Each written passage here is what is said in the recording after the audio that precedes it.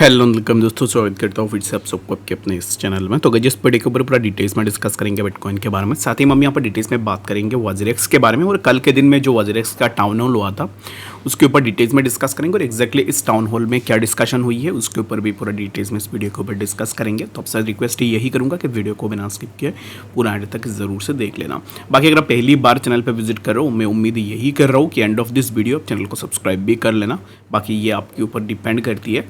और बाकी अगर आपने अभी तक हमें टेलीग्राम पे एंड ट्विटर में ज्वाइन नहीं किया है तो ज़रूर से जाके ज्वाइन करना, ये आपके लिए बेनिफिट रहेगा। बाकी अगर आप सब्सक्राइब करो या ना करो ये टोटली डिपेंड करती है आपके ऊपर।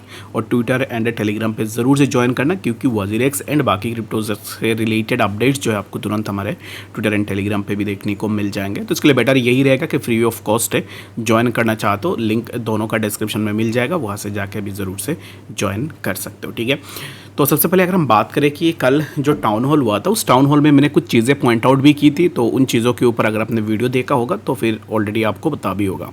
तो यहाँ पर देखोगे तो जो टाउन हॉल हुआ था, जो लाइव सेशन आप कर रहे हो, ठीक है, in that particular live session आपको अपने जो कमेंट सेक्शन से वो ओपन रखनी चाहिए फॉर एवरीवन। रीज़न बिंग, अगर मैं भी जाता हूँ, लेट सपोज कि मैं गया लाइव टाउन हॉल देखने के लिए, वहाँ पे जाके मुझे कुछ क्वेश्चन भी पूछने हैं, तो इन दैट केस मैं उस क्वेश्चन को नहीं पूछ सकता हूँ। लास्ट टाउन हॉल में ऐसा हुआ था कि कोई बहुत सारे ऐसे भी लोग थे जो एंटर ही नहीं कर पाए मीटिंग के ऊपर। और अब इस टाइम पे ये एक ऐसा मीटिंग है ना जहाँ पर सिर्फ ये सामने आते हैं लोगों के कमेंट्स वगैरह सब कुछ ऑफ रहती है।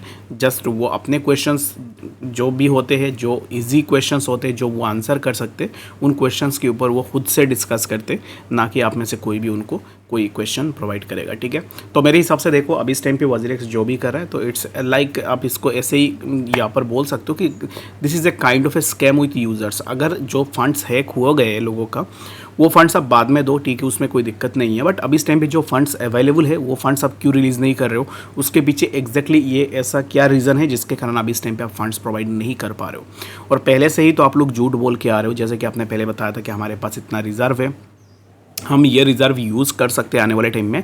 बट जब टाइम है ये रिज़र्व यूज़ करने का, तब आपने एक भी रिज़र्व यूज़ नहीं किया। दैट मीन्स कि आपने पहले से लोगों के साथ झूठ भी बोला हुआ है। अगर आप देखोगे तो यहाँ पर इन शॉर्ट एंड कंक्लूजन में मैं अगर आपको बताऊँ तो वजीरेक्स का जो कल टाउन हॉल हुआ था उसमें से एक इंपॉर्टेंट चीज़ जो हमें देखने को मिली है, वजीरेक्स ने अनाउंस किया है अभी इस टाइम पे जितने भी यूज़र्स हैं उनको 45% का लॉस जो है ना यहाँ पर अभी इस टाइम पे बेयर करना पड़ेगा। यानी कि जो अमाउंट हैक हो चुकी है 45% के आसपास, तो ये जो लॉस है ना, ये लॉस आपको लेना पड़ेगा। And past profits won't be shared for compensation. तो यहाँ पर जो भी प्रॉफिट वजीरेक्स ने कमाया था पहले अपने कंपनी के लिए, तो ये जो प्रॉफिट है ना, ये प्रॉफिट आप लोगों को नहीं दी जाएगी। यानी कि जो 45% हैक हुआ है ना, वो अगर रिकवर नहीं होता है तो वो गया। उसमें से आप यहाँ पर ये नहीं बोल सकते हो कि हमें अपना जो भी लॉस है उसका रिकवरी दो, या फिर हम अपने लॉस के लिए रिकवरी लेना चाहते, वो चीज़ आप इस टाइम पे आप नहीं बोल सकते हो। यानी कि वजीरेक्स ने डायरेक्टली बता दिया है कि जो पास्ट प्रॉफिट, जो इन्वेस्टमेंट से जो प्रॉफिट की थी कंपनी ने, उसको यहाँ पर ना won't be shared for compensation, यानी कि उसको आपको नहीं दिए जाएंगे। जो प्रॉफिट वजीरेक्स का था वो उसी का ही है, बट जो चोरी हो गई है वो आपका फंड था, वो आपकी ही चोरी हुई है। ठीक है, तो इन दैट केस तो और भी दिमाग गर्म होती है। इन दैट केस अभी कुछ ऐसे यहाँ पर बिके हुए इन्फ्लुएंसर्स है जो अभी इस टाइम पे कुछ पैसे लेके ना वजीरेक्स के सपोर्ट में बात कर रहे हैं और इस चीज़ में बाइनेंस को डायरेक्ट कर रहे हैं। मैं तो यही बोलूँगा कि 45% जो हैक हुई है वो तुम्हारी गलती से हुई है। तुमने इतने प्रॉफिट कमाई है एक्सचेंज से, तो अब इस टाइम पे तुम्हें तो पैसे देनी चाहिए लोगों को। बट ये जो 40% है, ये 40% मान लो कि ये गए, ठीक है, इसका मिलने की चांसेस बहुत कम है। बाकी अगर आप पूरा न्यूज़ आर्टिकल पढ़ना चाहते हो तो फिर आपको गूगल में भी मिल जाएगा, उसका अगर आप सर्च करोगे तो पूरा आर्टिकल आपको देखने को मिल जाएगी। वहाँ पे जाके आप खुद के एंड से भी एक बार ज़रूर से रीड आउट कर लेना।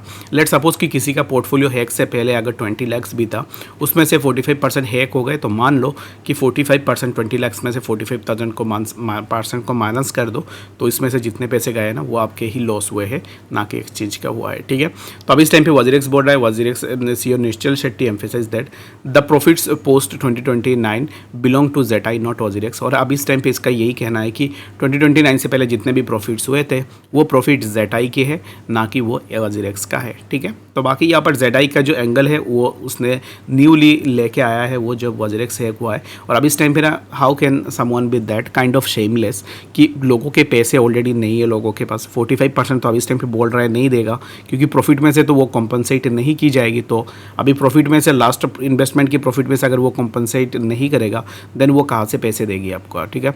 तो यही बात है। And the second thing is that कि ये जब भी लाइव में आता है ना तो इतना घबराता है, अगर आप इसको देखोगे ना तो ऐसा लगता है कि इसने कुछ ना कुछ ऐसे तो किया होगा जिसके कारण बात भी नहीं कर पाता है। तो पहले अगर आप देखोगे ना तो पहले हैक से पहले जब भी वो आता था ट्विटर के ऊपर या फिर अपने AMA सेशन के ऊपर, वो इतना कॉन्फिडेंट रहता था, ऐसा लगता था कि यही है क्रिप्टो का या पर एक्सचेंजेस का सबसे बड़ा आदमी जो कि आपके फंड्स को सेव करेगा।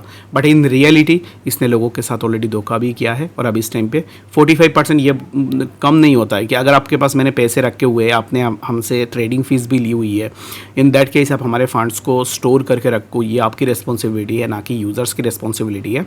तो दैट्स वाई मैं आपको यही रेकमेंड करूँगा कि किसी भी एक्सचेंज को ट्रस्ट मत करो। ट्रस्ट अगर आप किसी भी एक्सचेंज को कर रहे हो दैट मीन्स कि आने वाले टाइम में आप ऐसे जो है ना ऐसे चीज़ें आपके साथ हो सकती है। बाकी यहाँ पर मैं और भी एक्सचेंजेस की अगर बात करूँ तो प्रीवियसली बहुत सारे ऐसे एक्सचेंजेस हैक हुए हैं, बट किसी भी एक्सचेंज ने ऐसे नहीं किया है कि जो भी हैक हुआ है वो फंड्स यूज़र को ही बताया कि अब इस टाइम पे हैक जो हो गया है वो हम नहीं देंगे आपको, बाकी आपका जो फंड्स है वो भी हम रुक के रखेंगे, आने वाले टाइम में आपको वो प्रोवाइड करेंगे, ठीक है। ऐसे किसी भी एक्सचेंज ने नहीं किया है आज तक, मुझे नहीं पता किसी ने किया होगा। तो बाकी यहाँ पर बहुत सारे एक्सचेंजेस हैक भी हुए हैं जहाँ पर एक्सचेंज ओनर्स ने लोगों के पैसे भी वापस किए हैं, ठीक है। तो बाकी WazirX मुझे नहीं लगता है ये वापस करेगा।